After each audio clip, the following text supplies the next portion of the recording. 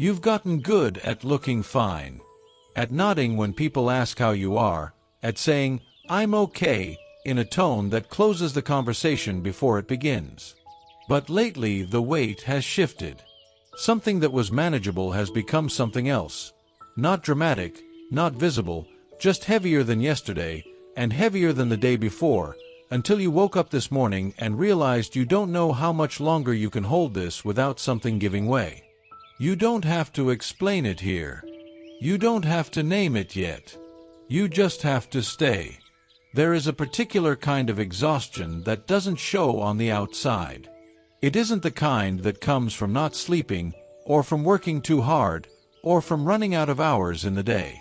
It's the kind that lives underneath everything, in the space between one breath and the next, in the half-second before you remember what you're carrying, in the way your body feels heavier than it should when you stand up in the morning. A weight that has no clean edges, that doesn't fit neatly into a category you can hand someone and say, "This is what's wrong with me." Maybe it's a situation that refuses to resolve. A relationship held together by threads you're tired of maintaining. A responsibility that fell to you not because you were the right person but because you were the one who stayed. A grief that everyone around you has moved on from, while you're still standing in the same room with it, not sure why you can't seem to leave. Or maybe it's not one thing. Maybe it's the accumulation, the slow, quiet stacking of things that each seemed bearable alone, until one morning you took inventory and realized that what you've been carrying isn't a single weight but a tower, and the tower has been swaying for a long time, and you've been the only one with your hands on it. You haven't said this to anyone. Not fully. Not the real version, without the edit. The version where you admit that you are not managing, that the grace you're performing for everyone else's comfort is costing you more than you have left to spend. Because who would you even say it to?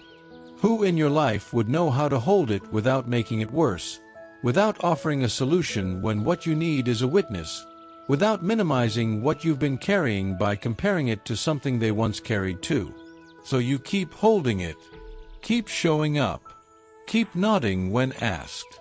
Keep being the person in the room who has it together, because somewhere along the way that became the role, and you don't know how to put it down without disappointing everyone who is standing on the assumption that you won't. But something has to give, and you know it. And you came here because some part of you is finally ready to say so. Something shifted the moment you stopped pretending, even here, even just to yourself. The weight didn't get lighter, but the loneliness of it changed. Because you named it, even wordlessly, even only to this quiet space. And naming a thing is never as small as it feels. There is a difference between carrying something alone in silence and carrying something alone in the presence of a witness. The weight is the same. The hands are the same. But you are no longer invisible inside it.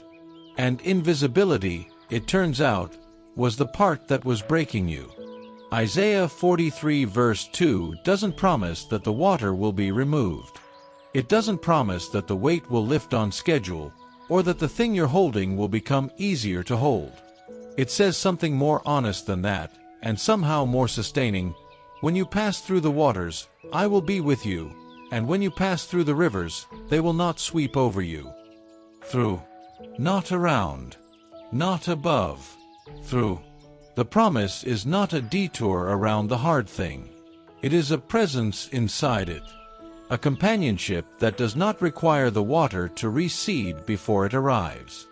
The weight you are carrying, the specific, unnamed, invisible weight of your particular life right now, is not being observed from a distance by a God waiting for you to reach the other side. It is being carried alongside you. You are not as alone inside this as the silence has made it feel. And the water, however deep, will not sweep you over. That is not a greeting card promise. That is the most load-bearing truth available to you right now. Let it hold some of what you've been holding alone. There is a woman in the Bible whose name you may not think of first, but whose story belongs to exactly this moment. Her name was Hagar. She didn't choose the life she was living. She hadn't asked for any of it.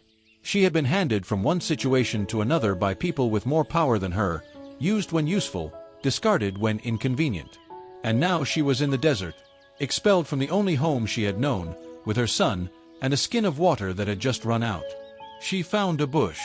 She placed her boy beneath it. And then she walked away, just far enough that she wouldn't have to watch what she was afraid was coming.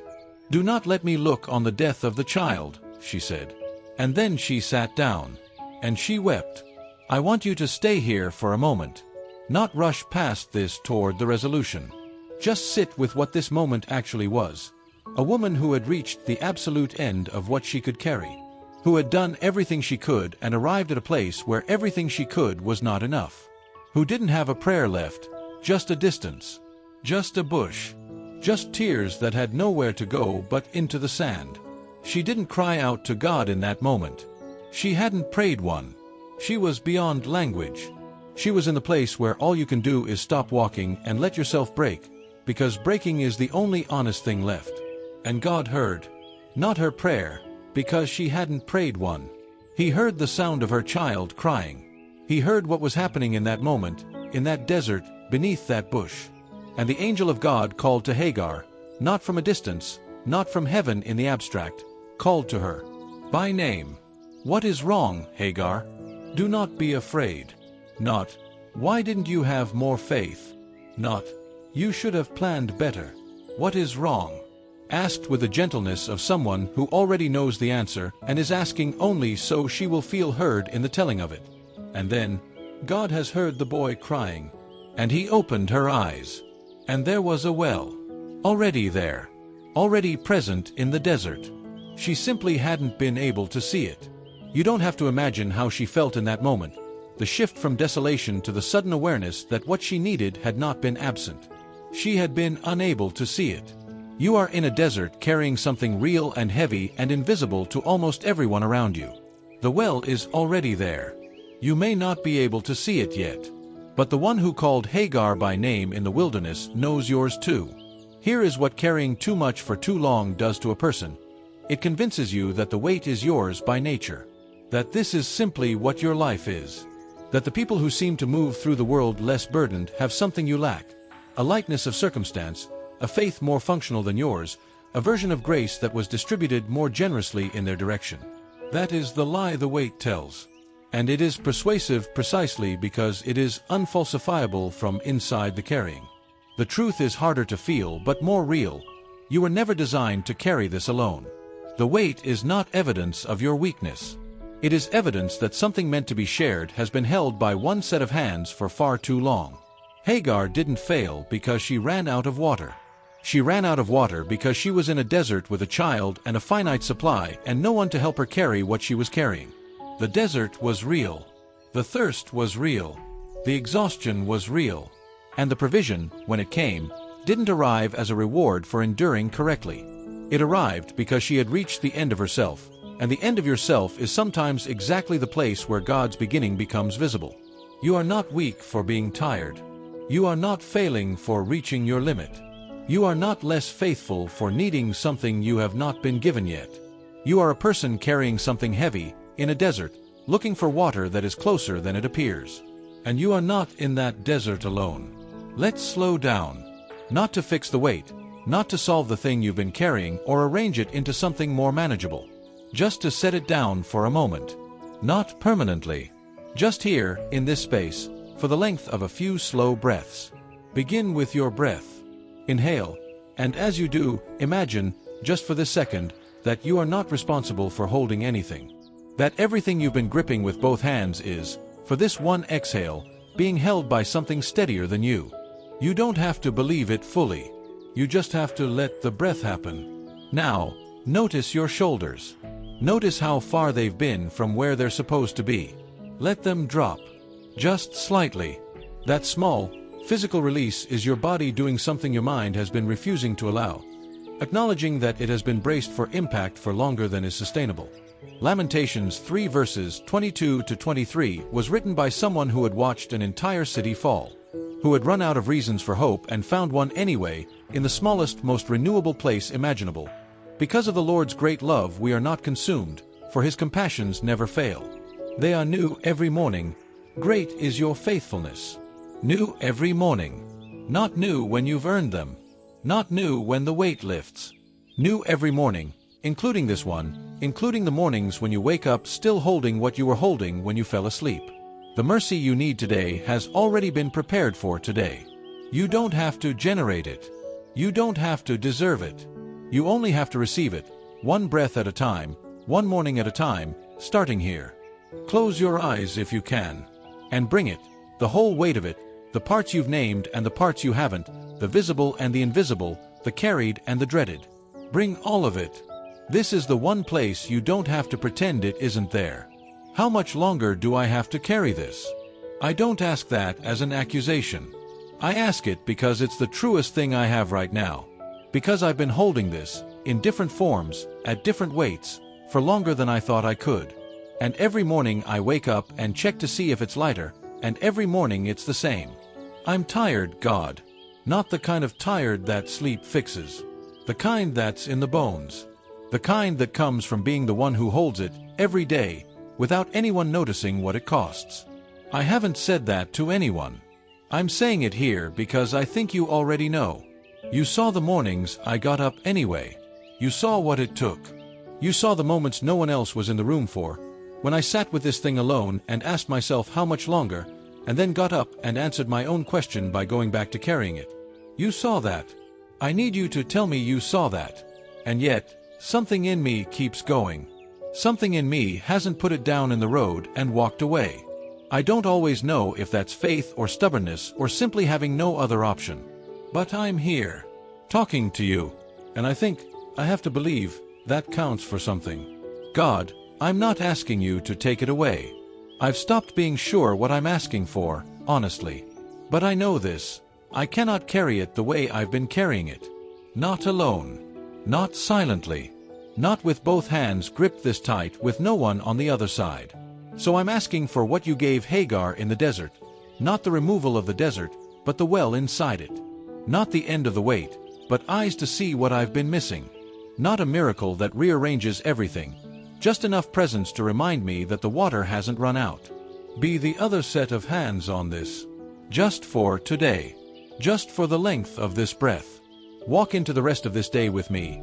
Not ahead, not behind, but right here, shoulder to shoulder with whatever this is. And let me feel, even faintly, that the thing I've been carrying has always been held, at least in part, by something steadier than me. Let me feel that. I need to feel that. Amen. You came here holding something. You may leave still holding it. That's okay. This was never about putting it down forever. It was about remembering, for the length of this moment, that you were never meant to be the only one holding it. That the weight has always had a second pair of hands on it, even in the days when you couldn't feel them. Even in the days when you were sure you were alone in it. Hagar didn't leave the desert. The well didn't remove the wilderness. But she could see, and seeing changed everything. Not the circumstances. The aloneness. The invisible wall between her and the knowledge that she had not been forgotten. That wall came down when someone called her name. Your name is known too. Not your name in the general sense, not humanity, not the broken-hearted, your specific, particular name, and the specific, particular weight attached to it. Every detail of what you've been carrying.